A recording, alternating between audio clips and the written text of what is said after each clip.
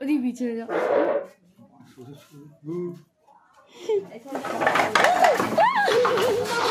সরে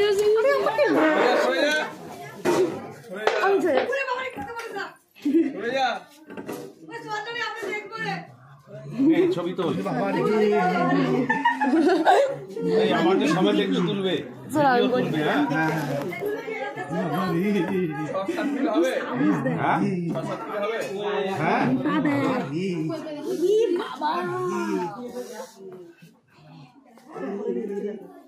দেখতে পেলাম না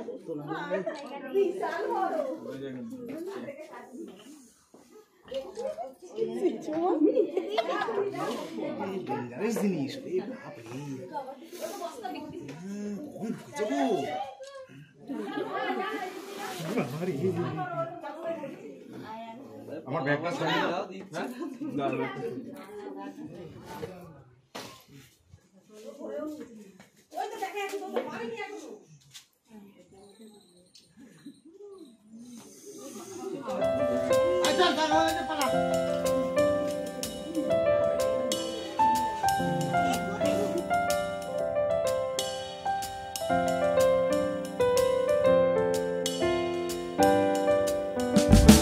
অল্প সাজিয়ে বসে গল্পের আসরে এসো শুনি কীর্তির পাঠ, আড্ডা জমিয়ে নিয়ে প্রশ্ন উত্তরে জুড়ে যাক চাঁদের হাট।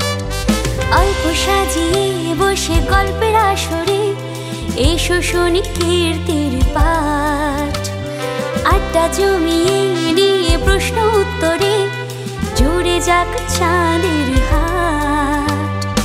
আমরাও দেখেনি কিছু কথা জেনে নি, ঠিক ভুল আছে যত সব প্রশ্নের মুখোমুখি উত্তর দেবে ওকে আর সঙ্গে কুস্তব, আর সঙ্গে কুস্তব, আর সঙ্গে কুস্তব।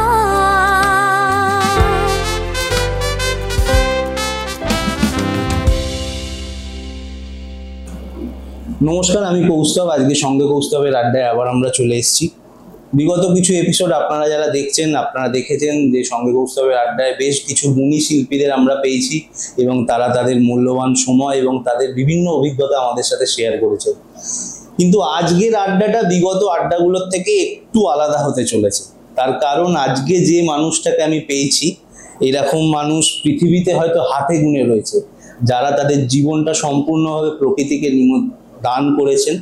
এবং প্রকৃতি তো একটা বিশাল বড় চ্যাপ্টার, কিন্তু এই মানুষটার কাজ একটা বিশেষ প্রাণীকে ঘিরে, এবং আমরা প্রত্যেকে সেই প্রাণীটার নাম শুনলে হয়তো দুপা পিছিয়ে যাব। দুপা কেন, অনেকে আছে 10-12 পা দৌড়ে পালাতেও পারে, কিন্তু এই মানুষটা সেই প্রাণীদেরকে বাঁচান এবং রেস্কিউ করেন।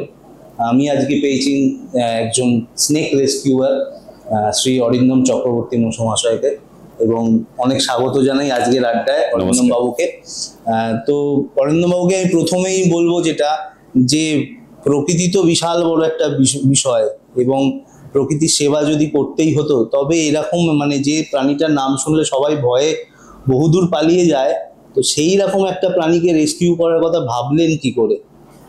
অ্যাকচুয়ালি এটা তো ভাবনা চিন্তা করে করা ঠিক নয়, অনেকটা প্রেমের মতন আর কি, মানে প্ল্যানিং করে তো প্রেম হয় না। না, তো ঠিক তেমনি এটাও ভাবনা চিন্তা করে কিছু নয়, হয়তো কোনো কিছু মানে এরকম থাকে, নির্ধারিত থাকে। আমরা তো প্রত্যেকে পৃথিবীতে এসছি, আমাদের একটা একটা করে কর্ম আছে, তো এই কর্ম হয়তো আমার জন্য নির্ধারিত ছিল।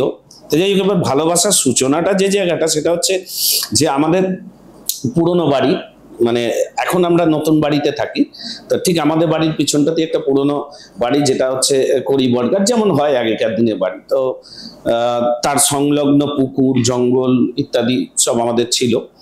তো এবার এই ছোটবেলা থেকে এই জায়গাটায় বেড়ে ওঠা, তো ফলে সাপ, পাখি, এই গোসাপ, মানে প্রকৃতির যে সমস্ত মানে জীব আমাদের মফস্বল বা এই অঞ্চলগুলোতে দেখতে পাওয়া যায়, এগুলো সমস্ত স্পেসিমেন মানে ছোটবেলা থেকে দেখা। এবং বিশেষ করে সাপটা হতো কি, ঠিক আমার মানে আমরা যে ঘরটাতে থাকতাম তার পাশের ঘরে একটা মানে আমাদের হয় না যে চাল রাখা বা এরকম স্টোর রুম যেটা বলে, তো এরকম একটা ছিল।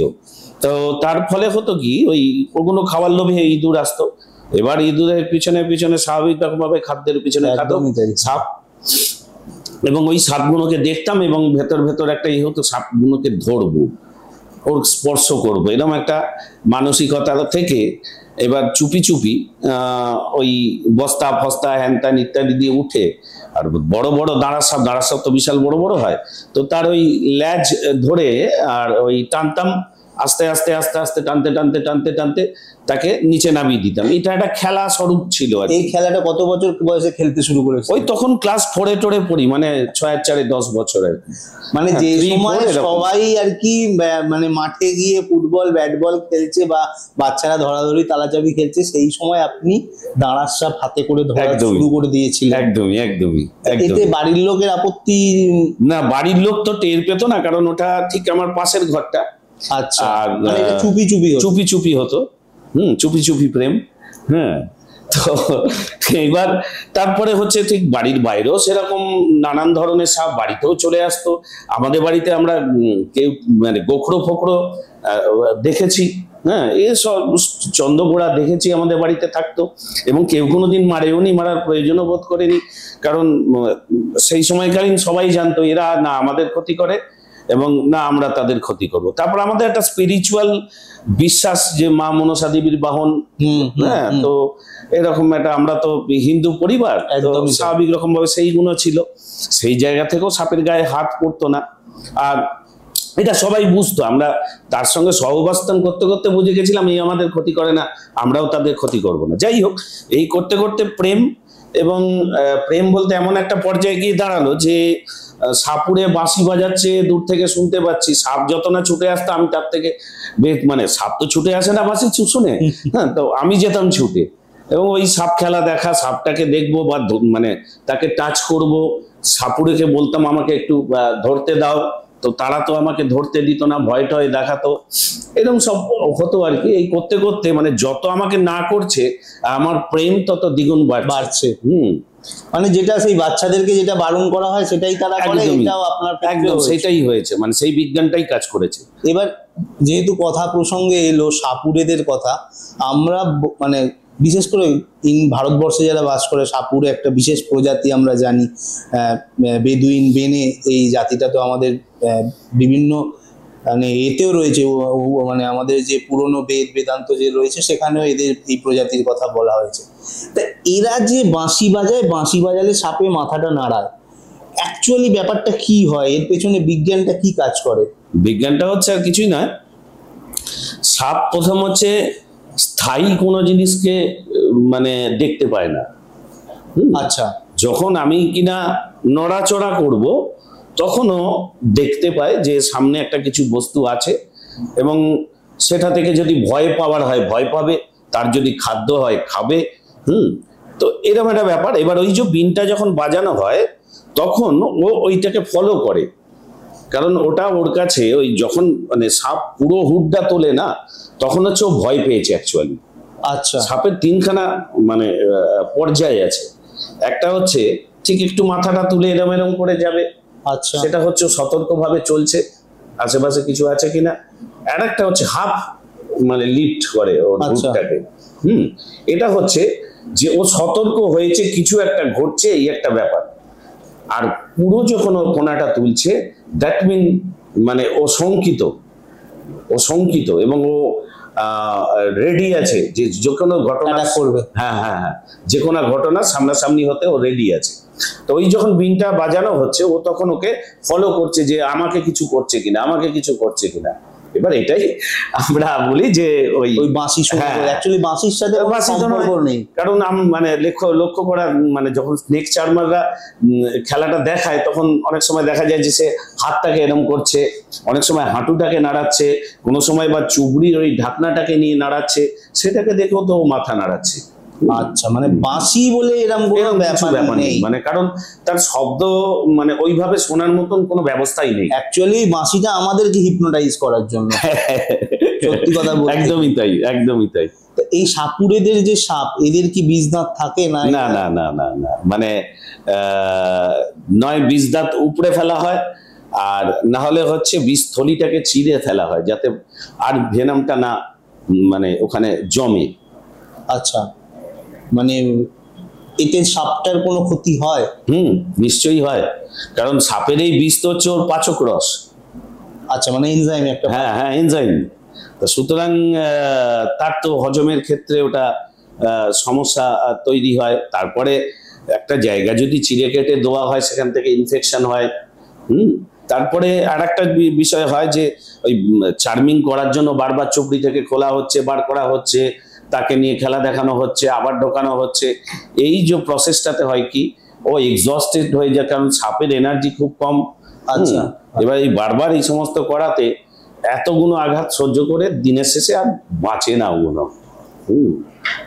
তা এই মানে সাপুড়েদের যে ওরা যে সাপগুলো নিয়ে কাজ করে, এগুলো তো সবই মূলত বিষধর সাপই হয়। হ্যাঁ, বিষধর থাকে, নির্বিষ থাকে, সব ধরনের সাপই দেখানো হয়। কারণ বিষধর সাপটা মানুষ একটু দেখতে পছন্দ করে, বিশেষ করে কেউটে গোখরো, বিশেষ করে কেউটে গোখরো এবং সাপুড়েরা গোখরোটাই বেশি দেখায়, কারণ কেউটে বেশিক্ষণ হুড তুলে থাকে না, ওর হুড ছোট। আচ্ছা, কেউটে একটু ভীতু। লোকে বলে না যে কেউটে নাকি নিজের ছায়া দেখলে ছবল মারে, কেউটে নাকি খুব ভীতু। বাস্তবটা সেটা নয়, বাস্তবটা হচ্ছে কেউটে খুব ভীতু এবং যে ভয় পায়, এটা আমাদের মানুষদের মধ্যেও দেখেছি, ভয় পায় নয় সে দৌড়বে, আর নাহলে হচ্ছে ধাপাস করে একটা ঘুষি চালিয়ে দেবে। তো কেউটার ক্ষেত্রেও তাই, মানে ভয় পায় তাই হয়তো মানে সে ছবল মেরে দেবে অথবা সে কুইট করবে ওখান থেকে। এটাও কেউটের ক্ষেত্রে তাই। এবার ওই গোখরোকে নিয়ে বেশি খেলা দেখানো হয়, তার কারণ হচ্ছে ওর হুডটা বড়, অনেকক্ষণ সে হুডটা তুলে থাকে, তো ফলে লোকের সেটা ভালো লাগে। আর তারপরে তো আরো নানান ধরনের সাপ ওখানে, নির্বিষ সাপও নিয়ে দেখানো হয়। হ্যাঁ, এবার এই যে সাপের দাঁত ভাঙা বা বীজথলি কেটে দেয়া, এটা তো ক্রাইম। অবশ্যই, মানে স্নেক চার্মিংটাই ক্রাইম। সেটা একজন এই মানে এই একদম একদম একদম একদম স্নেক রেস্কিউয়ারও যদি মানে সাপটাকে নিয়ে ওই রকম করে থাকে, মনোরঞ্জনের কোনো কিছু ব্যবস্থা করে, সেটা তাহলে বিজনেস করলে অবশ্যই অবশ্যই ক্রাইম। কারণ আমার রেস্কিউ করলাম, ব্যাগিং করব, তারপরের প্রসেসটা হচ্ছে রিলিজ। তার মধ্যখানে একটা প্রসেস থাকে যেটা মানে আমাদের করতে হয়, সেটা হচ্ছে পরবর্তীতে গবেষণার স্বার্থে, সেটা আমি করি বা অন্যজন করুক, যে আমরা কোনখান থেকে সাপটা রেস্কিউ করলাম, সাপটার মেল না ফিমেল, সাপটার সাইজ কত, ওজন কত, যদি ডিম থাকে ডিমটার ওজন কত, সাপটার ওজন কত, এর একটা রেশিও আছে, ডিম আর সাপের ওজনের মধ্যে একটা রেশিও আছে। তো সেই রেশিওটা দেখে বোঝা যায় যে ডিমটা সুস্থ, সাপটা সুস্থ। তো এই সমস্ত প্রসেসের জন্য হয়তো কিছুক্ষণ সময় সেইটাতে দেওয়া যেতে পারে, কিন্তু কখনোই কোনোভাবে গলায় নিলাম বা ওই একটু পা দিয়ে খেলিয়ে নিলাম, লোকজনকে একটু মনোরঞ্জন করলাম, এটা একদমই উচিত নয়। রেস্কিউ করলাম, তারপরে প্রসেসটা হচ্ছে রিলিজ। আমরা যে অঞ্চলে বাস করি, মানে আমরা তো এখন একটা শহর, মানে কলকাতা না হলেও আমরা শহরতলির বাসিন্দা, গ্রাম বলা যায় না, কিন্তু আমাদের এই শহরতলি বা এই কংক্রিটের জঞ্জালের মধ্যেও সাপ দেখা যায়। তো এই অঞ্চলের মধ্যে সব থেকে মানে বিষধর সাপ কোনটা বেশি দেখা যায়?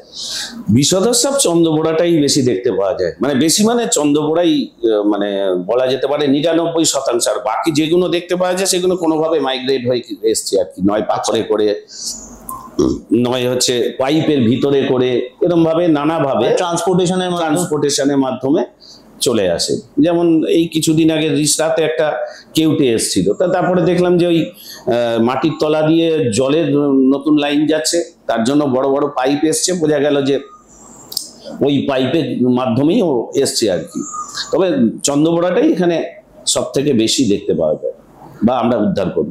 আমরা আজকের এপিসোডে বেশ অনেকগুলো বিষধর সাপ নিয়ে আলোচনা করব। তাদের আমরা চিনবো কিভাবে, কিংবা তাদের কোনো সাপ কামড়ালে আমরা কি তার আমাদের কি মেজারমেন্ট আছে নেয়ার জন্য, তো সেইগুলো আমরা আলোচনা করবো এবং চেষ্টা করব এপিসোডের মাঝে মাঝে আমরা যদি একটু করে সাপের ছবিগুলো আপনাদের দেখিয়ে দেওয়া যায়, তাহলে কিছুই নয় আপনারাও বুঝতে পারবেন যে এটা এই জাতের সাপ।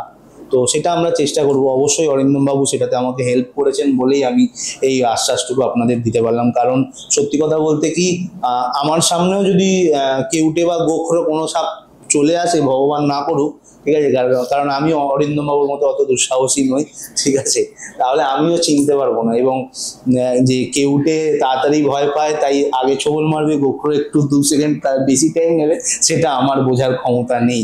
তো তাতে অবশ্যই অরিন্দম বাবু আমাকে বেশ কিছু ছবি পাঠিয়েছে সাপের, সেগুলো আমরা এই আলোচনার মধ্যে তুলে ধরবো। তো এই প্রসঙ্গে যখন চন্দ্রবোড়ার নামটা এলো, এবং এই সাপটা আমাদের এখানে সব থেকে বেশি দেখা যায়, যেটা ইটের খাঁজে এবং আমি যতদূর দেখেছি ছবিটা দেখতে অনেকটা ওই মাটির কালারের, একদম ড্রাই মাটি বা শুকনো পাতার কালারের সঙ্গে বেশি মিশে থাকে। চন্দ্রবোড়া তো সাইজে বেশ একটা বড় সড়ো সাপ, মোটামুটি কত বড় হয়? আমি আমার জীবনে 4 ফুট মতন লম্বা সাপ উদ্ধার করেছি। এবং এরা আবার ব্যাপারটা কি হয়, যত বয়স বাড়ে মোটা হয়ে যায়, এদের মিমিক্রি যদি বলি ময়াল বাচ্চা মনে হবে। একদমই তাই, আমি ছবিটাও যেটা দেখেছি তাতে বেশ এইরকম মোটা একটা ময়ালের বাচ্চার সঙ্গে এর ভীষণ রকম সাদৃশ্য। এবং অনেকে এরকম করেছে ভুল করে, ময়াল ভেবে তাকে ওই হ্যান্ডেলিং করতে গেছে। কারণ ময়াল আর যাই হোক বিষধর নয়, ময়াল কামড়ালে চামড়া ফামড়া মাংস তুলে নেবে, কিন্তু বিষধর নয়। কিন্তু সেই ময়াল ভেবে অনেকে একে নিয়ে খেলাধুলো করতে গেছে, অনেকের বিপদ হয়েছে, কারুর হয়তো হয়নি সেটা আলাদা বিষয়, কিন্তু অনেকের এই করতে গিয়ে হয়েছে। ওই ময়ালের সঙ্গে ময়াল, তারপরে তুতুর বলে একটা সাপ আছে যেটা বলে যেটার সঙ্গে এর ভীষণ রকম সাদৃশ্য রয়েছে, সেও নির্বিষ সাপ। আচ্ছা, তো চন্দ্রবোড়া মোটামুটি কিরাম জায়গায় দেখা যায়? কি চন্দ্রবোড়া না একটা এমন বলছি, প্রথম হচ্ছে নর্থ বেঙ্গলের একটা বৃহৎ অঞ্চলে চন্দ্রবোড়াকে দেখতে পাওয়া যায় না। আচ্ছা, আর না হলে ভারতবর্ষের মোটামুটি সর্বত্রই চন্দ্রবোড়াকে দেখতে পাওয়া যায়, পশ্চিমবঙ্গে তো বটেই। আর চন্দ্রবোড়া এমন একটা সাপ, ওর সর্বত্র মানিয়ে নেওয়ার মতন একটা ক্ষমতা আছে, একটু হার্ডি সাপ, খুব হার্ডি, সর্বত্র নিজেকে মানিয়ে নেওয়ার মতন ক্ষমতা আছে। আর ও তো হচ্ছে ভিভিপোরাস, সরাসরি বাচ্চা দেয়, ডিম পারে না। ডিম পারে না, সরাসরি বাচ্চা দেয়। আচ্ছা, ওর ভেতরে এগ ফর্ম করে, ভেতরেই সেটা। আচ্ছা, তার সাপটা ডিম বেরোয় না, বাইরে বেরোয় না, দেখা যায় সরাসরি বাচ্চা বেরোয়। আচ্ছা, যে কারণে হচ্ছে কি, অন্যজনের ক্ষেত্রে যারা ডিম পারে তাদের ক্ষেত্রে ডিম খাবার কিছু শত্রু আছে, তারা খেয়ে নষ্ট করে দেয়। কিন্তু এদের বিষয়টা হচ্ছে যে এদের ওই ডিমটা তো খাচ্ছে না, ফলে ওই বাচ্চাগুলো কিন্তু 100% বাচ্চা বাইরে আসছে, বেঁচে যাচ্ছে। আর এরা ভীষণ রকম ভাবে নিজেকে অভিযোজিত করতে পারে। এবং এটা বোধহয় আমার যা আমি এত বড় দিক থেকে বলতে পারবো না, কিন্তু আমার দর্শন দিয়ে আমি বলছি, বা আমার প্র্যাকটিক্যাল অভিজ্ঞতা দিয়ে বলছি, এদের একটু অভিযোজন ক্ষমতাটা অনেকটা বেশি ভাইপার গোষ্ঠী সাপেদের মধ্যে মনে হয়। তার কারণ একটা উদাহরণস্বরূপ বলি, দক্ষিণ 24 পরগনার ধামুয়া এই অঞ্চলে আমার পরিচিত একজন আছে। এবার তার ওখানে আমি গেছি, তো আমাকে সবাই বলতো যে এখানে না ধূসবোড়া বলে একটা সাপ আছে। তা ধূসবোড়া আমাদের বাংলার কোনো সাপের নাম কোনোদিন শুনিনি। বোড়া কি কোনো চন্দ্রবোড়া, ধূসবোড়া, এগুলো বোড়া কি আসলে কোনো ক্যাটাগরি সাপের? হ্যাঁ, আবার সেরকম ঠিক নয়, এগুলো কেন জানি না, কিন্তু চিতিবোড়া সে তো নির্বিষ, সে তো ভাইপারের গোষ্ঠীর নয়। আচ্ছা, হ্যাঁ, সে তো নির্বিষ, এগুলো জাস্ট নামকরণ হয়ে গেছে। সাপ তো জানে না ওকে আমরা কি নামে ডাকি, না কেউটে জানে ওকে আমরা কেউ। তো যাই হোক, তো এবার ওই ধামুয়া অঞ্চলে বলতো এরকম ধূসবোড়া। তো আমি ধূসবোড়াটা কি জিনিস এরকম তো নাম শুনিনি, তা ভাবতাম স্থানীয় ভাষায় কোনো একটা সাপকে ওরা ওরকম ভাবে বলে। তো এইবার ওখানে ব্যাপারটা হচ্ছে ওখানকার যারা লোকজন, আমি বললাম ঢুসো বোড়ার একটা ছবি দেখাও তো, ছবি দেখালো। তখন দেখলাম ওটা হচ্ছে সসকেট ভাইপার, বা আমাদের বাংলায় ওকে বলে এসো বোড়া, যেটা থাকে হচ্ছে পাহাড়ি অঞ্চলে, আমাদের পশ্চিমবঙ্গের সাপই নয় ও। এবার ওইটা ওই রকম ওখানে একটা রাস্তা তৈরি হয়, রাস্তা তৈরির সময় পাথর আসে, পাথরের মাধ্যম দিয়ে চলে আসে, এবং দক্ষিণ 24 পরগনা ওরম একটা মানে জলা অঞ্চলে ও নিজের বংশ বিস্তার করে ফেলেছে, মানে যেখানটায় ওর থাকার কথা নয়, ওর পরিবেশ নয়, ওর পরিবেশ তো শুকনো পাথুরে অঞ্চল। তো সেই পরিবেশে ও নিজেকে মানিয়ে নিয়েছে এবং মানিয়ে নিয়ে বংশ বিস্তার করেছে। আজকে ওখানে এই সসকেল ভাইপারের ভীষণ রকম মানে ও উপদ্রব ওখানে, হ্যাঁ, ভীষণ হারে বেড়ে গেছে, এবং শুধু ধামুয়া নয়, এবং ওর জিওগ্রাফিক্যাল এরিয়াটা আরো বাড়িয়ে নিচ্ছে ও।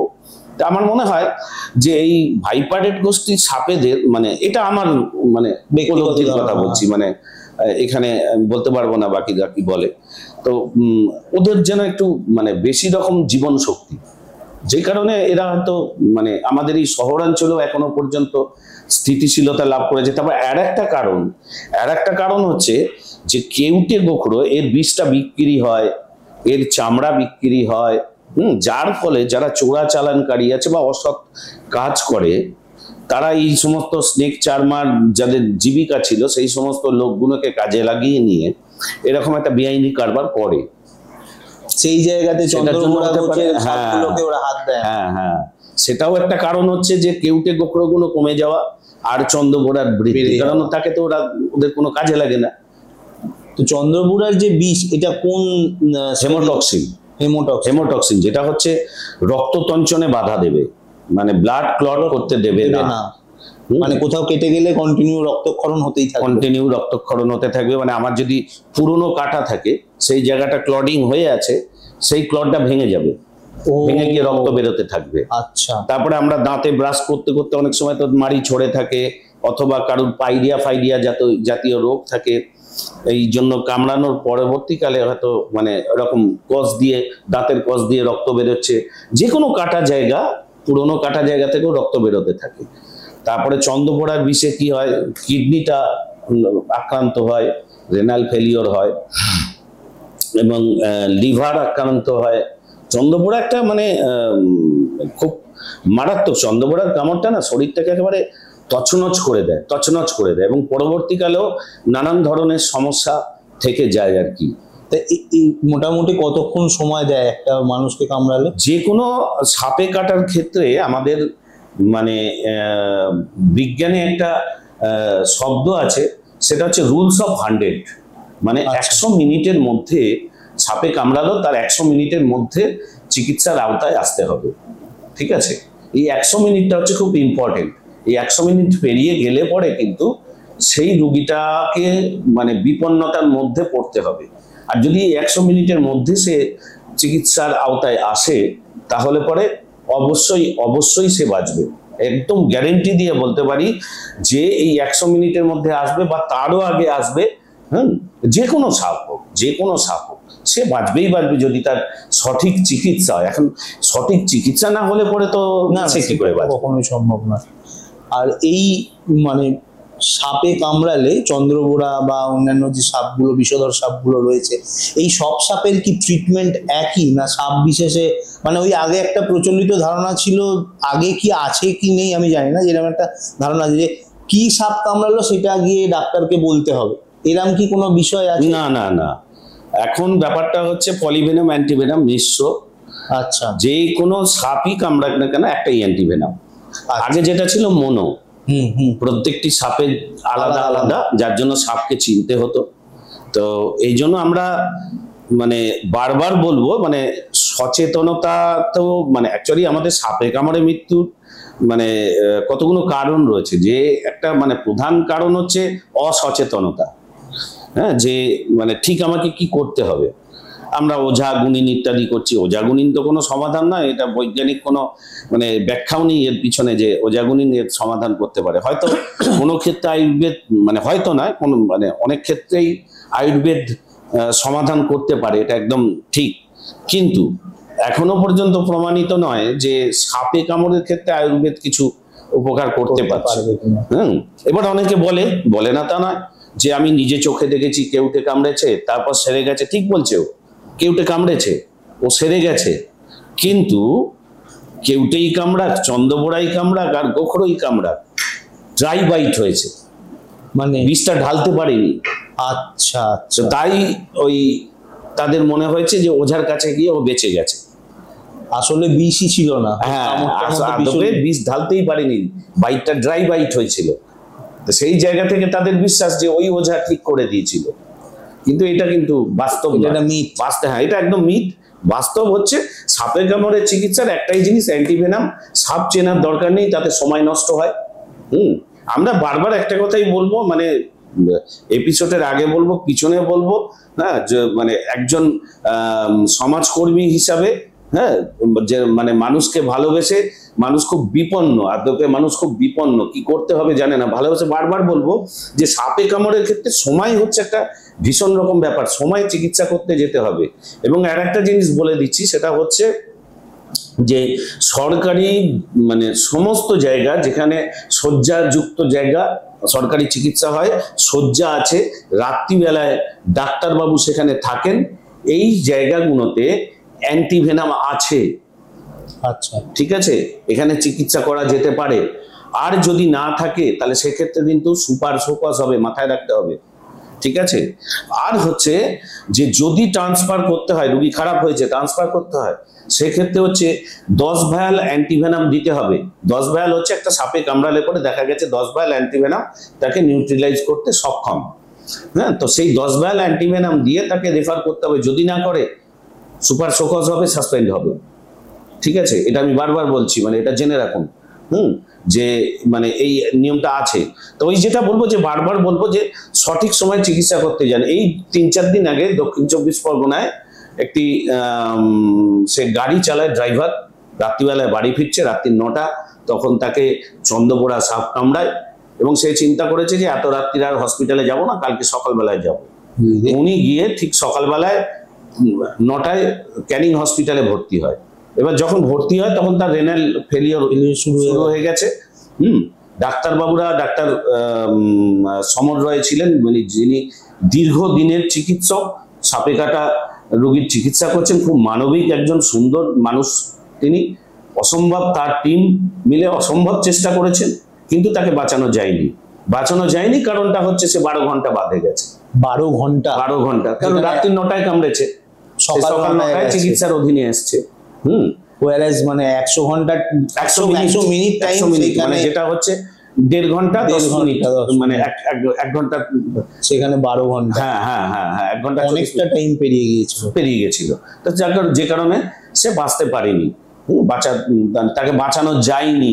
তো এইরকম যেন মৃত্যু আর না ঘটে, এবং আমরা চাই না এই মৃত্যু, কারণ যে কোনো মৃত্যুই হচ্ছে খুব দুঃখজনক। আর একজন সমাজকর্মী হিসাবে মানে আমাদের ভিতরে ভীষণ রকম কাঁদে ভিতরটা, যদি মানে মানুষগুলো মারা যায়, কারণ এই মানুষগুলো ভীষণ রকম মানে আমাদের প্রান্তিক, যাদের কামড়টা হয় তারা তো প্রান্তিক শ্রেণীর মানুষ। আজকে মানে একটা ঘটনা বলছি, একটা পরিসংখ্যান বলছি, ডেঙ্গুর থেকে সাপে কামড়ে মৃত্যুর সংখ্যা বেশি। আজকে ডেঙ্গু নিয়ে আমরা হইচই করি, তার জন্য নোডাল অফিস, এই স্বাস্থ্যকর্মী, ওই এটা সেটা, মানে প্রচুর একটা বড় টিম তার জন্য কাজ করে চলেছে। কিন্তু ডেঙ্গুটা যেহেতু শহরের সমস্যা, সেই জন্য এত মানে তার আলোকিত হয়, কিন্তু এইটা হচ্ছে প্রান্তিক শ্রেণীর মানুষের সমস্যা, চাষাভূষদের সমস্যা, যারা মাঠে কাজ করতে যাচ্ছে তাদের সমস্যা, যার জন্য এটা আলোকিত হয় না। এই সংখ্যাটার কোনো ধারণা আছে?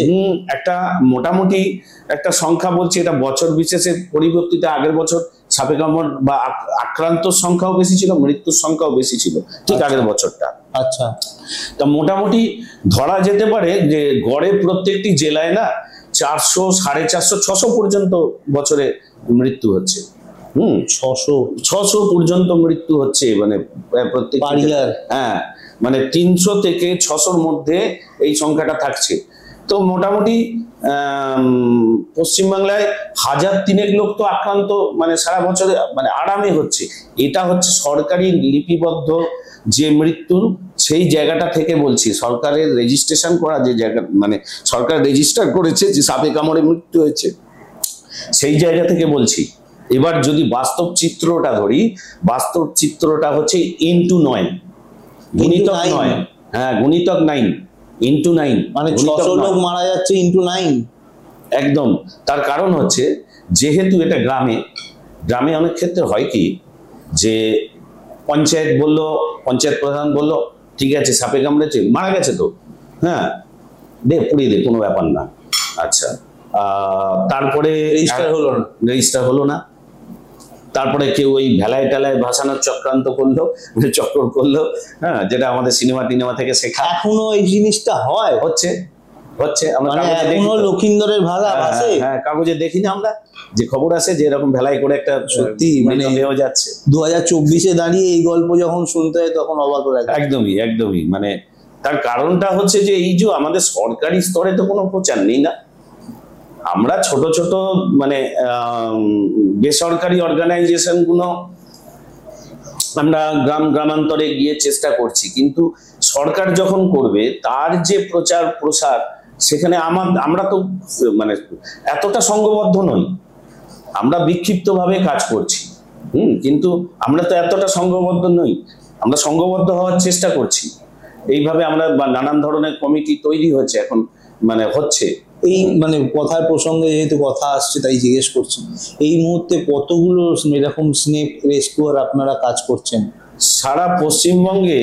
আমি তো মানে ওইভাবে সংখ্যাটা বলতে পারবো না, তবে আমাদের একটা সাপ বাঁচাও মানুষ বাঁচাও রাজ্য সমন্বয় কমিটি রয়েছে, তো যেখানে আমরা অন্তত একত্রিত হই 300-350 স্নেক রেস্কিউয়ার। এছাড়াও তার বাইরেও মানে আরো অন্যান্য সংগঠন আছে, সবাই যে আমাদের সাপ বাঁচাও মানুষ বাঁচাও রাজ্য সমন্বয় কমিটিতে আছে এরকম নয়, তো আছে। তো সেটা করে দেখেছি প্রায় 400-450 ছেলে রয়েছে, মানে আমাদের একদম উত্তরবঙ্গ থেকে দক্ষিণবঙ্গ পর্যন্ত। আপনি কত বছর হলো মানে মানে একদম মানে মানুষ ডাকছে আপনাকে, আপনি রেস্কিউ করতে যাচ্ছেন, এরকম কত বছর ধরে করছেন? আমার যৌবনকাল, মানে যেটা টিনেজ। আচ্ছা, মানে প্রায় বলা যায় বছর 20। হ্যাঁ, তখন এতটা না ডাকাডাকি ছিল না, তার কারণ হচ্ছে তখন তো এই মোবাইল ছিল না, মোবাইল ছিল না, ফেসবুক হোয়াটসঅ্যাপ নেই, তা একটা সুদূর জায়গাকার লোক অত টের পেত না, একটা লোকাল এরিয়ার লোক জানতো। এবং কিছুটা আমি গাজোয়ারি করে গিয়ে ঢুকতাম, কারণ সাপকে মারতে যেত, এবার সেখানটায় আমি গাজোয়ারি করে ঢুকতাম আর কি, ঢুকে তাকে সেভ করা হ্যান ইত্যাদি করতাম। তো এটা খুব স্বল্প পরিচিতি ছিল। তারপর যখন এই ফেসবুক হোয়াটসঅ্যাপটা হতে লাগলো না, তখন মানে প্রচারটা অনেক বাড়লো। এখন মানে আমি অনেক সময় দেখেছি, আমাদের বাড়িতেও এক সময় ছোটবেলায় দেখেছি কেউটে সাপ এসছে, ঠিক আছে, মানে ফনাধারী কেউটে। তো কিন্তু যখন বাড়ির হেসেলে কিংবা বাড়ির ভিতরে সাপকে যখন কেউ পাবে, বাড়ির লোকেরা সবার প্রথম কি করণীয় তাদের? সাপ ঢুকে গেলে তারপর কিছু করার নেই। এবার আমি যেটা বলবো যে উত্তেজিত হওয়ার কোনো কারণ নেই, সেটা কারণ ওই যে বললাম সাপ স্থায়ী কিছুকে ভয় পায় না, অ্যাটাকও করবে না, সুতরাং চুপচাপ দাঁড়িয়ে যাও, ওর মতন থাক না, কি আছে, ও তো ওখানে খেতে এসছে, ব্যাঙ ধরবে, ইঁদুর ধরবে, খাবে, ওর ওটা থাকার জায়গা নয়। অনেক সময় হয় কি, ওই ডিম টিম দেওয়ার জন্য একটা নির্জন জায়গা খোঁজে। আচ্ছা, তো তখন সেই জায়গায় হয়তো নিজেকে সেটেল করতে পারে, হ্যাঁ, মানে থাকবো বলে প্ল্যান করতে পারে। নাহলে সাপ এমনি নর্মালি বাড়ি ঘরদোর করে থাকার লোকজন নয়। তা এটা। আর তারপরে হচ্ছে মানে বন দপ্তরকে খবর দেওয়া, না হলে আমাদের মতন যারা রেস্কিউয়ার রয়েছে সেই রেস্কিউয়ারদেরকে খবর দেওয়া। আজকের দিনে সর্পমিত্র, হ্যান ত্যান বিভিন্ন ধরনের অ্যাপ আছে, যেখান থেকে সারা ভারতবর্ষে মানে মৌজা ধরে একদম ব্লক ধরে কে স্নেক রেস্কিউয়ার আছে খুঁজে পাওয়া যায়। আচ্ছা, সর্পমিত্র, আচ্ছা, স্নেক ফ্রেন্ড। তো এরকম একটা অ্যাপ রয়েছে, যে ওখানে অ্যাপ থেকে এরকম পাওয়া যায়, যদি আমি না কাউকে পাই হাতের সামনে।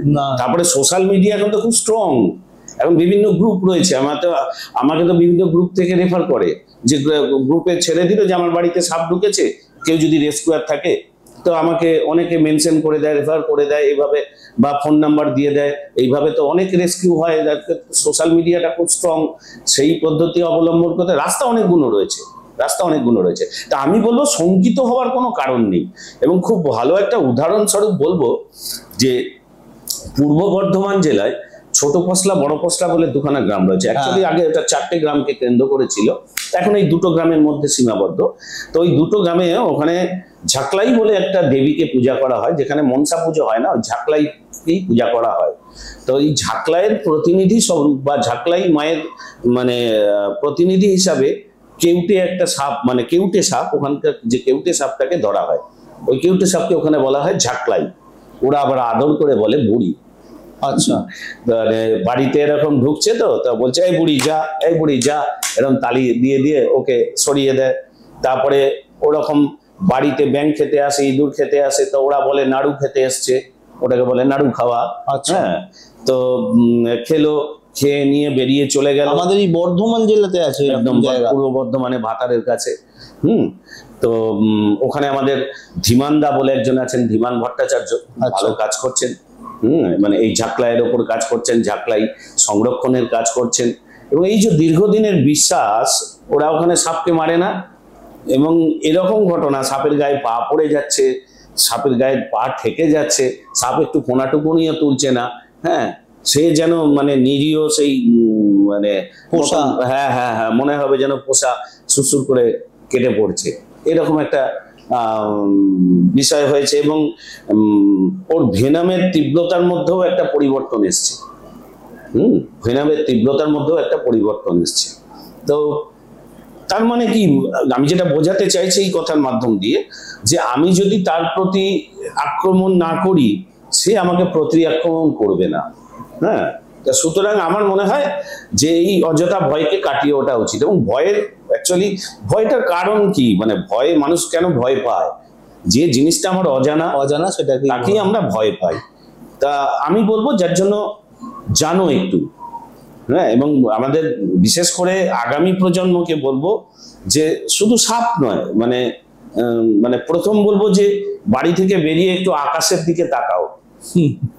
মানে প্রথম বলবো যে 5 মিনিট আকাশের দিকে তাকাও, মোবাইলের দিকে না তাকিয়ে আকাশের দিকে তাকাও। আকাশ কত বড়, আকাশ কত মানে তোমার কত বড় বন্ধু, আকাশ কত শান্তি দেয়, এটা একটু মানে দেখা অভ্যেস করো, দেখবে কি ভালো লাগবে। তারপরে বলবো একটু গাছপালা চেনো, প্রকৃতির সমস্ত জিনিসকে একটু চেনো, জানো, তাহলে পরে না অযথা ভয় বা এই আমরা যে রোগ ভোগ সমস্ত ডেকে আনছি, নানা কারণে আমরা বিভ্রান্ত হচ্ছি। এই বিভ্রান্তি থেকে মানে রোগের মূল জায়গাটা হচ্ছে মন। একদমই সেই মনটা না ভালো থাকবে যদি আমি প্রকৃতিকে একটু পাঠ করি। যার জন্য আজকে মনে হয় যে প্রকৃত অর্থে প্রকৃতি পাঠ খুব দরকার। ওই পরীক্ষা দেওয়ার 10 নম্বরের জন্য প্রকৃতি পাঠ নয়, মানে প্রকৃত অর্থে প্রকৃতি পাঠ, যেটা ভীষণ রকম দরকার। মোবাইলে কি আছে, ওই রিলসে কি আছে, কিচ্ছু নেই। ও আনন্দ সাময়িক আনন্দ। হ্যাঁ, আমি যদি একটা মানে পাখির দিকে তাকাই, একটা গাছের দিকে তাকাই এবং ওদের মানে সমস্ত ব্যাপারটা একটু দেখি না, সে যে কি মজার একটা জগৎ, কিন্তু দেখতে হবে। আমি যদি না দেখে মানে আমি প্রকৃতিতে গেলাম আর মানে একটা পাহাড়ের নিচে গেলাম, একটা গাছের তলায় বসে রইলাম, গিয়ে মোবাইল ঘাটলাম, অথবা একটা গান চালিয়ে দিলাম যে এইখানে শোনো, এই গানটা কি সুন্দর শুনতে লাগছে, একটু প্রকৃতির আওয়াজ শোনো, প্রকৃতির একটা নিস্তব্ধতারও একটা শব্দ আছে, এগুলো একটু উপলব্ধি করো। আমি এটা মানে বারবার আগামী প্রজন্মকে, আমাদের প্রজন্মকেও বলবো, আমাদের প্রজন্ম ঠিক এই মানে একই পথে চলছে। আর আমরা আজকে স্থানীয়, আমরা যেটা দেখাবো সেটা আগামী প্রজন্ম দেখবে। হ্যাঁ, তা সেই জন্য বলবো যে আমাদেরও একটু এই ধারণাগুলো থেকে বেরিয়ে এসে একটু প্রকৃতিমুখী হতে হবে, মাঝে মাঝে বেরোতে হবে। এইসব বেশি দিন থাকবে না, এ চলবে না, এ চলে না। যে মানুষটা এগুলো কথাগুলো বলছে, যদি মানে কেন বলছেন উনি, আমি ওনার বাড়িতে গিয়েছি, তো ওনার বাড়িতে গেলে প্রথম কথা হচ্ছে আমরা এখন ফ্ল্যাটের দুনিয়ায়, চতুর্দিকে শুধু ফ্ল্যাট, সারা শহর জুড়ে ফ্ল্যাট, পুরনো বাড়ি ভেঙে যাচ্ছে। সেইখানে মানুষটা এখনো নিজের পুরনো বাড়িটাকে বাঁচিয়ে রেখেছে, 1 নম্বর। 2 নম্বর বাড়ির ছাদে একটা সুন্দর বাগান তৈরি করেছে, এবং সব থেকে বড় কথা সেই বাগানটা সুন্দর কেন, বাগান অনেক রকম হয়, কেউ ফুল কেউ ফল, কেউ আবার আর্টিফিশিয়াল গার্ডেনও এখন হচ্ছে। তো ওনার গার্ডেনটা এতটাই ন্যাচারাল, সেখানে একটা টুনটুনি পাখি এসে বাসাও বানিয়ে ফেলেছে, এবং সেই ভাগ্যচক্রে সেদিন গিয়ে আমি পাখিটাও দেখি এবং বাসাটাও উনি দেখান। এছাড়াও ছাদে পদ্ম করেছেন উনি, বেশ কিছু বনসাই করেছেন। বোঝাই যাচ্ছে উনি প্রকৃতি নিয়েই আছেন, এবং প্রকৃতি নিয়েই আমাদের প্রত্যেকের একটু থাকা উচিত। এবং যেটা বললেন উনি যে আমরা যদি নেচারকে না ঘাঁটাই তাহলে নেচারও হয়তো আমাদেরকে ঘাঁটাবে না, একদমই না। আর এর বাইরে যেটা উনি বললেন, যদি কখনো কোনো বিপদের সম্মুখীন হন, আমরা চেষ্টা করব ডেসক্রিপশন বক্সে ওনার কন্ট্যাক্ট শেয়ার করে দেওয়ার, এবং যে অ্যাপটার কথা বললেন তার লিঙ্ক শেয়ার করে দেওয়ার। তো আপনারা সেখান থেকে ডাউনলোড করে নিতে পারেন অ্যাপটা। যদি কখনো প্রয়োজন পড়ে কোথাও, তাহলে আপনারা ওনাদের কল দিতে পারেন, অথবা বন্যপ্রাণী সংরক্ষণ যে সংস্থাগুলো রয়েছে তাদের সাথে যদি পরিচিতি, তাদের কন্ট্যাক্ট থাকে, সেখানে করতে পারেন, যোগাযোগ করতে পারেন। তবে বলবো যে প্রকৃতির যে অজানা অংশগুলো, সেগুলোকে ভয় পাওয়ার কিছু নেই, তবে সেগুলো নিয়ে খুব বেশি নাড়াঘাঁটা করারও প্রয়োজন নেই। সবেরই ভালো দিক আছে, মন্দ দিক আছে, আমরা তো সবটা জানি না। তো হয় সেই বিষয়টা নিয়ে আমরা ঘাঁটবো না, তা না হলে সেটা বিষয়ে যারা জানে আমরা তাদের উপর বিষয়টা ছেড়ে দেবো। তাতে বোধহয় মানে ব্যালেন্সটা, নেচারের সাথে মানুষের ব্যালেন্সটা বজায় থাকবে। চন্দ্রবোড়া নিয়ে আমরা অনেকটা বিষয় জানলাম, চন্দ্রবোড়ার বিষ কি ধরনের হয়। এছাড়াও কেউটে, গোখরো, এই ধরনের সাপগুলো রয়েছে। দাঁড়াস রয়েছে, যে সাপগুলো নির্বিষ সাপেদের মধ্যে এখানে দাঁড়াস বা জলডোরা দেখা যায়। তো এর আগের দিন আমরা একটা প্রসঙ্গে আপনি বলছিলেন যে জলডোরার মধ্যে এখন একটা পরিবর্তন দেখা দিয়েছে। হ্যাঁ, মানে জলডোরার একটা স্পেসিস দেখা যাচ্ছে যে তার মধ্যে ভেনাম পাওয়া যাচ্ছে। আচ্ছা, এটা হচ্ছে মানে এই একটা মানে নতুন স্পেসিস দেখা যাচ্ছে। মানে সেটা কি আমাদের এই বেঙ্গলের মধ্যেই পাওয়া যাচ্ছে? আচ্ছা, আমরা ছোটবেলায় মানে জলদরা দেখেছি, যেহেতু জলদরা সাপটা খুব সহজে চেনা যায়, হলুদ ক্রস, একদম ব্ল্যাক হলুদের ক্রস থাকে। আর এছাড়া যে আমরা আগের দিন কথা বলছিলাম, কালাচ বলে একটি প্রজাতির সাপ, যেটা আমাদের এই লোকালিটির মধ্যে খুব মাঝে মধ্যে দেখা যায়, মানে একদম মানে রেয়ার কিন্তু দেখা যায়। তো এই বিষয়টা যদি একটু কিছু হাইলাইট করেন। অ্যাকচুয়ালি মানে বিগ ফোর, মানে প্রাণঘাতীর দিক থেকে বিগ ফোর আমরা তো মানে ভারতবর্ষের নিরিখেও, পশ্চিমবঙ্গের নিরিখে আমরা ধরে থাকি। সেটা হচ্ছে কেউটে, গোখরো, চন্দ্রবোড়া, কালাচ, এই চারটে সাপকে। আর আমাদের এখানে সস্কেল ভাইপার নেই, ওই বলছিলাম বিক্ষিপ্তভাবে দক্ষিণ 24 পরগনা ওই জায়গায় একটা ঘটনা ঘটেছে, তো সেখানটা এখন বিস্তৃতি লাভ করেছে। নালে এমনি ওভারঅল এটা আমাদের পশ্চিমবঙ্গের সমস্যা। মানে এটা বাংলা নাম কি হবে? ওটা হচ্ছে এসোবোড়া। এসোবোড়া, হ্যাঁ। তো এবার এই কালাচ এইটাকে না মানে বলা হয় নীরব ঘাতক, রহস্যময় একটা সাপ। মানে কালাচের আমাদের এখানে পশ্চিমবঙ্গে 3টে প্রজাতি দেখতে পাওয়া যায়। আচ্ছা, একটা হচ্ছে কমন ক্রেট, একটা হচ্ছে ওয়াল ক্রেট বা সিন্ধু কালাচ যাকে বলে, এটা উত্তরবঙ্গে পাওয়া যায়। আর একটা হচ্ছে ব্ল্যাক ক্রেট বা কালো কালাচ। এবার কালাচের অঞ্চল বিশেষে নানান রকম নাম আছে, দমনাচিতি, হ্যাঁ, কেউ আবার কালকেউটে বলে, এরকম ভাবে অঞ্চল বিশেষে নানান রকম নাম আছে। তো কালকেউটে কালাচকেই বলা হয়, কেউ বলে। আসলে আবার কেউটের কালো রংটাকে কালকেউটে বলছে। আচ্ছা আচ্ছা, মানে এগুলো হয় কি পরিবেশ পরিস্থিতি অনুযায়ী না, তাদের মানে রূপের পরিবর্তন হয়, মাটি ইত্যাদি অনুযায়ী। কখনো কালো ভাব আসছে কেউটের, কখনো লাল ভাব আসছে, তখন আবার ওকে বলছে খরিস। এরম ভাব আর কি। তো যাই হোক, এবার কালাচের প্রসঙ্গে আসি। তো কালাচ সাপটা না আমাদের নির্বিষ যে চিতিপোড়া সাপ আছে, যেটা কমন উলফ স্নেক আমরা বলে থাকি, যেগুলো আমাদের ঘর ধরে দেখতে পাওয়া যায়, যাকে আবার ঘর গিন্নিও বলা হয় ওই জন্য। তো সেই সাপটার সঙ্গে এর খুব মিল রয়েছে। প্রত্যেকটা সাপের না একটা করে মিমিক্রি থাকে। তো এই কালাচের মিমিক্রি হচ্ছে এটা, ওয়ালক্রেটের মিমিক্রি হচ্ছে ঢ্যামনা সাপ বা ওই দাঁড়ার সাপ। এরকম ভাবে সব রয়েছে। তো যাই হোক, এবার কালাচ কি হচ্ছে, কালাচ দিনের বেলায় অতটা অ্যাক্টিভ না, দিনের বেলায় চট করে দেখতে পাওয়া যায় না। এটা অ্যাক্টিভ হচ্ছে রাত্রি 9টার পর থেকে। আচ্ছা। এবং এরা কি করে, মানুষের বিছানা যেখানে শুয়ে রয়েছে সেই বিছানায় উঠে আসে, জুতোয় চলে আসে, এরকম ভাবে রাত্রিবেলায় ধরুন মশারি ছাড়া ঘুমোচ্ছে, তার বিছানায় চলে এলো, সে কাত মারতে গেল, তাকে কামড়ে দিল। এবার কালাচের কি হচ্ছে, কামড়ে কোনো জ্বালা যন্ত্রণা নেই, কোনো বাইট মার্ক নেই, যে কামড়ালে একটা দাগ হয় সেই দাগ নেই, কারণ দাগটা এত ছোট, কোনো দাগ পড়ে না, জ্বালা যন্ত্রণা নেই, ব্লাড সোয়েলিং হয় না, মানে রক্ত লক্ষণ দেখতে পাওয়া যায় না। এবার যেহেতু রাত্রিবেলায় হচ্ছে, সে তো ঘুমিয়ে রয়েছে। এবার সকালবেলায় যখন ঘুম থেকে উঠলো, তখন দেখা যাচ্ছে যে সে মাথা ঘুরে পড়ে যাচ্ছে। অথবা এরকম হচ্ছে যে পেটের যন্ত্রণা হচ্ছে, অথবা তার সঙ্গে পায়খানা শুরু হলো। পেটের যন্ত্রণা তার সঙ্গে পায়খানা। তো এই লক্ষণগুলো দেখে মানুষ কি ভাববে, যে গ্যাস হয়েছে, তখন সে অ্যান্টাসিড খাবে বা গ্যাসের কোনো ওষুধ খাবে, এই সমস্ত করবে। আর একটা লক্ষণ হচ্ছে গলা ব্যথা করা, গলাটা ব্যথা করবে, ঢোক গিলতে অসুবিধা হবে, তো ভাববে যে ঠান্ডা গরম এরকম কিছু হয়েছে, ঠান্ডা লেগেছে, এই করে। তো এই করতে করতে একটা সময় না টোসিস শুরু হয়ে যায়। টোসিস মানে এই শিবনেত্র, যেমন সেই শিব যেমন চোখটা করে থাকে, ওই রকম মানে শিবনেত্র ভাবে চোখটা ঢুলে, হাফ ভোজা, এই চোখ সাদা অংশ চোখের দেখা দেওয়া, ঘাড় এরকম হেলে যাবে, সামনের দিকে ঘাড়টা চলে আসবে। হ্যাঁ, এইটা যখন শুরু হলো মানে তার ডেঞ্জার পিরিয়ড চালু হয়ে গেছে। এই জায়গা থেকে কিন্তু বাঁচানো খুব মুশকিল হয়ে যায়। এর কামড় বোঝা যায় না কেন? তার দাঁতটা খুব ছোট্ট। আচ্ছা, মানে মশা কামড়ের মতো। হ্যাঁ, যার কারণে না দেখতে পাওয়া যায় কামড়ের জায়গাটা, তারপরে জ্বালা নেই, ফলে সে বুঝতেও পারছে না যে কিছু একটা হয়েছে।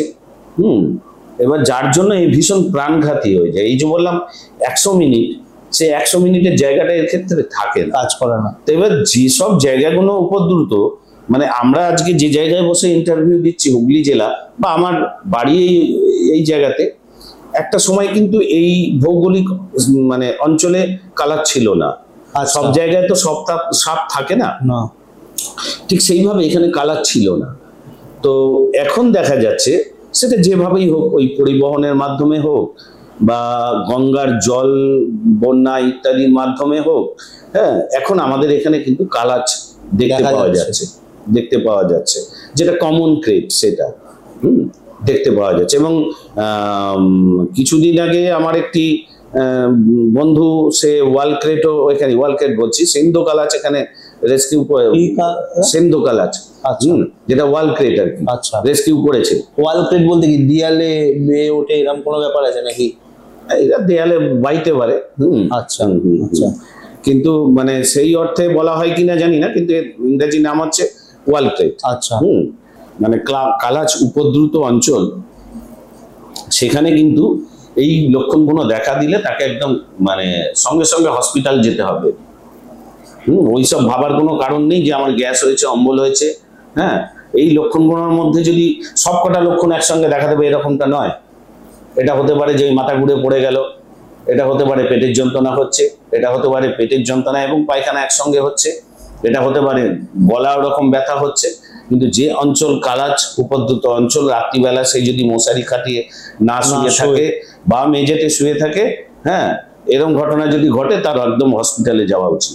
কারণ ওই টোসিসটা শুরু হয়ে যাওয়ার পর থেকে কিন্তু মানে সে সংকটময় জায়গায় চলে যায়, মানে ক্রিটিক্যাল স্টেজটা, একদম ক্রিটিক্যাল স্টেজটা চলে আসে। এবং দেখুন, বিষয়টা হচ্ছে পশ্চিমবঙ্গের আজকের যা পরিকাঠামো, আজকে সমস্ত জায়গাতেই সাপে কাটার চিকিৎসা হয়। ওই আগে যেটা বলছিলাম, যে যেখানে শয্যা বিশিষ্ট হসপিটাল, রাত্রিবেলায় ডাক্তারবাবু থাকে, সেখানে চিকিৎসা হয়। কিন্তু সমস্যাটা হচ্ছে যখন রোগীটা খারাপ হয়ে যাবে, তখন সেখানে আইসিইউ নেই। তো আজকে এই রোগীটাকে কিন্তু ওই যে যার টোসিস শুরু হয়ে গেছে, তাকে আইসিইউতে দিতে হবে। কেন কি, নিউরোটক্সিন বিষ কি করে, যে মাসেলস গুলোকে দুর্বল করতে থাকে, ফলে হার্টের মাসেলস কাজ করবে না, নার্ভের রিসেপ্টর গুলোকে বন্ধ করে দেয়, মানে যেটা প্যারালাইসিস হতে পারে নিউরোটক্সিনে। হ্যাঁ, লোকাল প্যারালাইসিস হয়, এরকম অনেক কিছু। তো এবার যে কারণে হচ্ছে যে তাকে ওই লাইফ সাপোর্টটা দিতে হবে। লাইফ সাপোর্টটা তো সব জায়গায় নেই না, মানে ভেন্টিলেশনের ব্যবস্থা। হ্যাঁ, এটা তো সব জায়গায় নেই।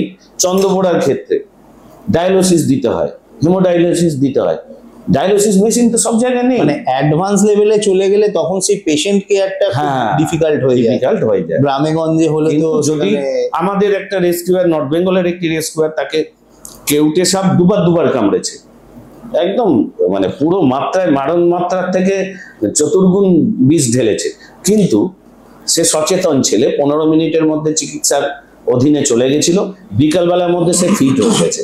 এবার সাপে কামড়ের ক্ষেত্রে তার একটা নির্দিষ্ট সময় আছে, তাকে অবজার্ভ করতে হয়, তার আগে ছাড়বে না, তাই তাকে ছাড়িনি, নাহলে সে বিকালবেলাতেই বাড়ি চলে আসতে পারতো, এই জায়গায় চলে এসেছি। এই বললেন বলে যে পরিমাণ বলতে পরিমাণ হয় সাপের বিষের, কি মানে কতটা বিষ ঢালবে তার কি পরিমাণ আছে? মানে যে বিষটা ঢাললে পরে তার মানে মারণ মাত্রা আর কি, মারণ মাত্রা কতটা, মানে আমাদের কেউটে গোখরোর ক্ষেত্রে হচ্ছে ওই 30 ml মতন, কালাচের ক্ষেত্রে 1 ml। আচ্ছা, মানে 1 ml এই কাজ হয়ে যাবে। এবং আমাদের একটা আছে ওই গ্রিন পিট ভাইপার আছে, হ্যাঁ, ওর মারণ মাত্রা হচ্ছে 100 ml, যার জন্য ও কামড়ালে সাধারণত কেউ মারা যায় না, অতটা ঢালতে পারে না। আচ্ছা, মানে 100 ml ঢাললে তবে সেটা মারা যাবে, মারাত্মক। বাচ্চাদের ক্ষেত্রে হয়তো একটু সংকটজনক অবস্থায় চলে যেতে পারে, হ্যাঁ, কিন্তু এমনি বড়দের ক্ষেত্রে হয়তো কিছুক্ষণ অসুস্থ থাকবে, কিন্তু ঠিক হয়ে যাবে। আমি শুনেছি যে ছোট সাপ বড় সাপের থেকে বেশি ক্ষতিকারক। তার একটা কারণ আছে।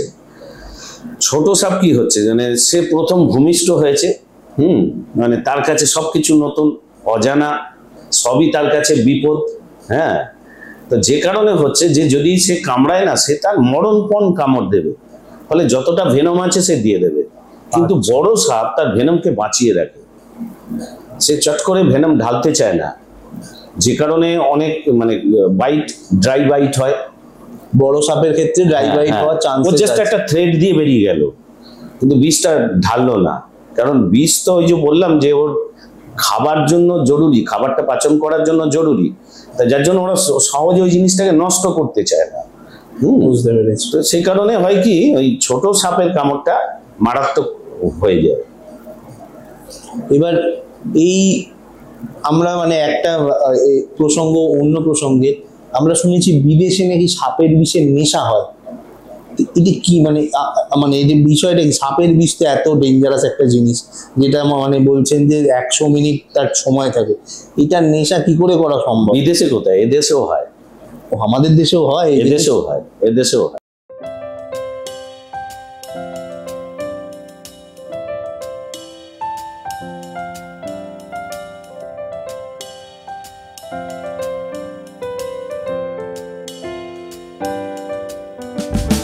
অল্প সাজিয়ে বসে গল্পের আসরে এসো শুনি কীর্তির পাঠ, আড্ডা জমিয়ে নিয়ে প্রশ্ন উত্তরে জুড়ে যাক চাঁদের হাট। অল্প সাজিয়ে বসে গল্পের আসরে এসো শুনি কীর্তির পাঠ, আড্ডা জমিয়ে নিয়ে প্রশ্ন উত্তরে জুড়ে যাক চাঁদের হাট। আমরাও দেখে নিই কিছু কথা, জেনে নিই ঠিক ভুল আছে যত সব।